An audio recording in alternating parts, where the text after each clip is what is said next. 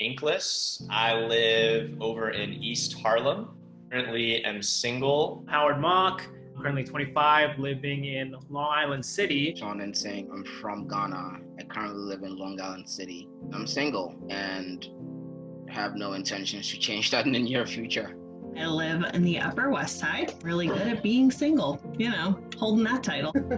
My name is Jessica. I live in Harlem in Manhattan. My circumstance is that I am single, not intentionally looking to change my circumstances, probably until my 40s. My name's Raymond Pendleton, live in Harlem, Manhattan. Circumstance is single.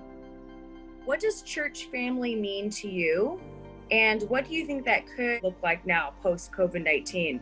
People, men and women, young and old, that are coming from different backgrounds, cultures, united by the blood of Christ, but have a freedom to speak, to challenge, to listen, to encourage and exhort into my life, doing so in community. People that you don't have to explain yourself around, like step on eggshells. Also, just people just open your homes to you just because.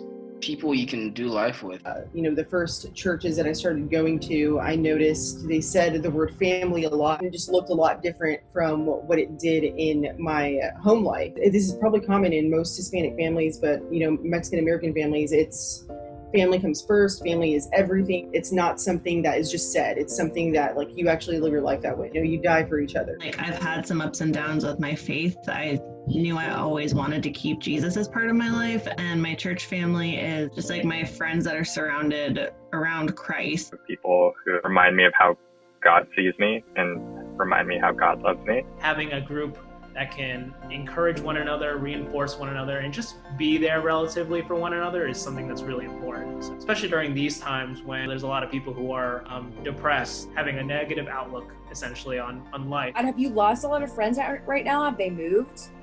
There's definitely a lot of people who have gone out of the city and whatnot, but it is not the same. So I think something like a church community where it's this kind of maybe like weekly or maybe even more of like a connection, even over like a virtual platform, is still like a pretty significant connection. Have you struggled with loneliness during the pandemic? Yeah, loneliness is a huge thing because I'm always in my room working.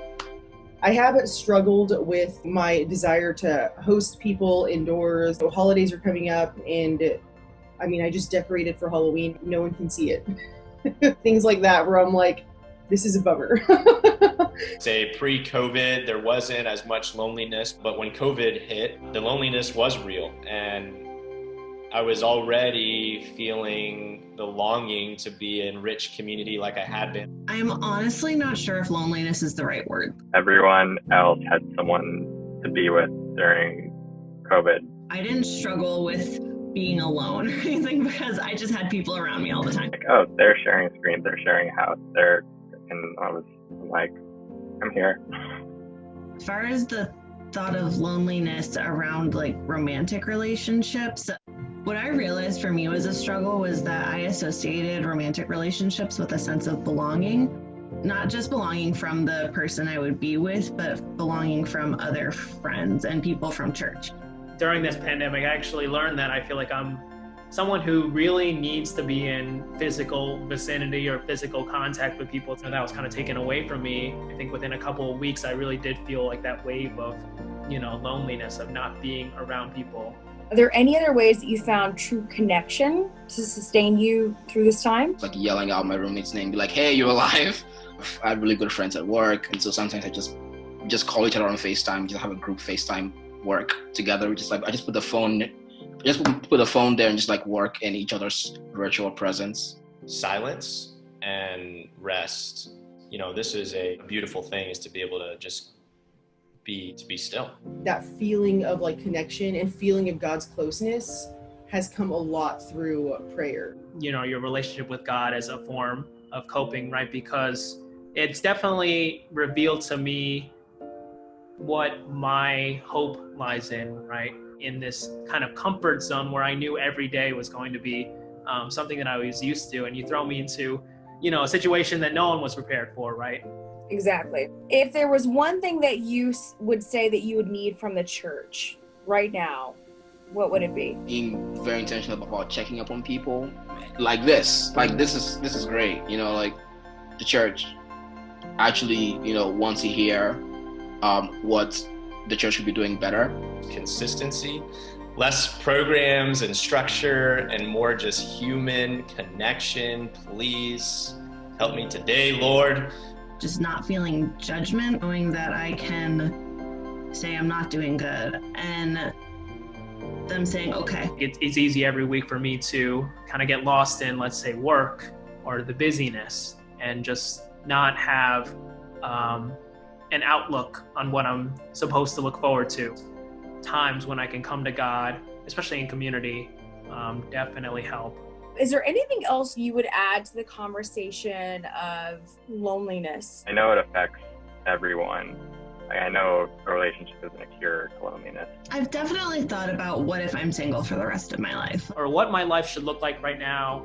Where do I want it to go in, let's say, the next couple months? You know, where do I want to be? Like when you get together in a church, you're all just there, one body. And now it's like rubbed in your face, visual representation of like, here's my box. What is one thing that you needed or need from the church? More opportunities to laugh and have fun.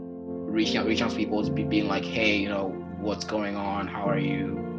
How are you feeling? You know, something that I would have needed in the church a long time ago for single people is that they are acknowledged in a way that isn't just based on our circumstance. I think that I don't struggle with the idea of being single forever until I see people that I love and respect showing that they don't love and respect singles as much as married people.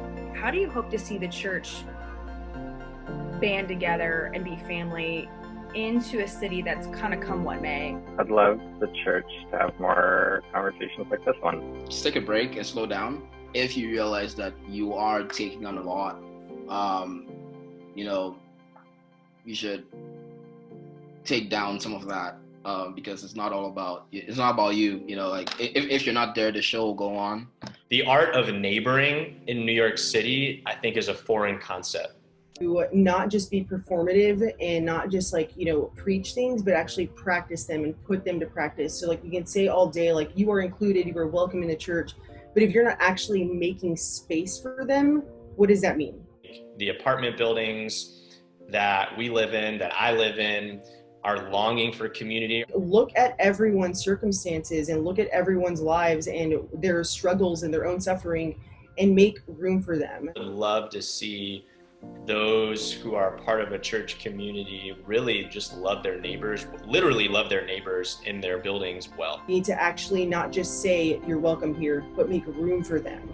What can I change? What can I sacrifice? What can I give to make sure that person can sit down on that seat? For COVID, we all came with our individual struggles, but we all have this shared experience now that we've lived through a pandemic, especially like those of us in New York City. We saw like the height of it and we saw how bad it can get. You know, we're all going through this hardship together, but to accept the fact that God has a plan, you know, that God is sovereign, and not to become too distraught if things don't go my way.